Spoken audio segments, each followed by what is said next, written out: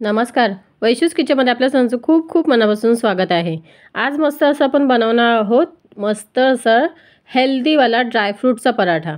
त्यासाठी कणिक मळून घेतलेली आहे, त्याचा एक गोळा घ्यायचा आहे आणि तो छान असा आपण गोळ्याची वाटी तयार करून घ्यायची आहे, जेणेकरून स्टफिंग आतमध्ये आपण भरू शकतो.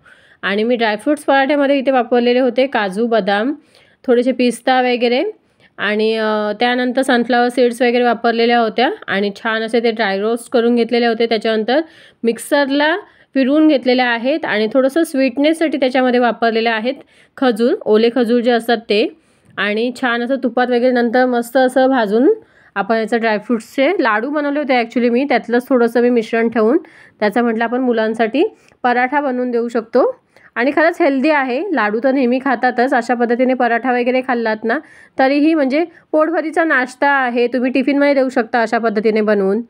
त्यामुळे नक्कीच ट्राय करा. आता हे सारण जे आहे ते सगळं मी कणिकमध्ये म्हणजे आपण जी वाटी बनवली होती कणकेची त्याच्यामध्ये भरलेलं आहे स्टफिंग आणि त्यानंतर त्याचं तोंड बंद करून घेतलेलं आहे कणकेचं आणि त्यानंतर सुक्या पिठामध्ये घोळवून आपण इथे पराठा लाटून घ्यायचा आहे. थोडासा जाडसर असा मी लाटून घेणार आहे. तुम्हाला पातळ वगैरे पाहिजे असेल तर तुम्ही तसंही लाटून घेऊ शकता. त्यानंतर एका साईडला मी तवाही गरम करायला ठेवलेला आहे आणि तव्यावर आता आपण हा पराठा दोन्ही साईडने मस्त असं शेकून घ्यायचा आहे.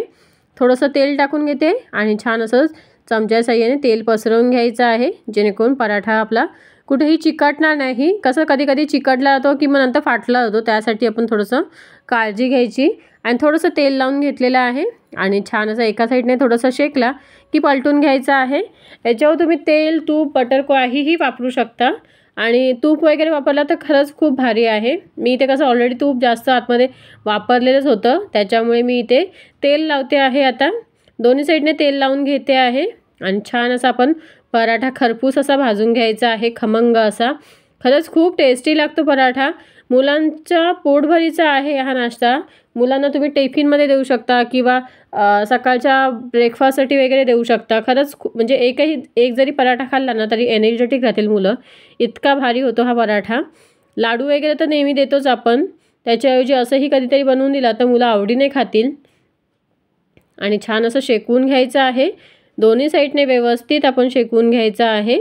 थोडंसं प्रेस करत करत मी मस्त शेकवते आहे, जेणेकरून कुठेही कच्चं राहता कामा नये कणिक. आणि आपला इथे मस्त असा ड्रायफ्रूटचा पराठा तयार झालेला आहे.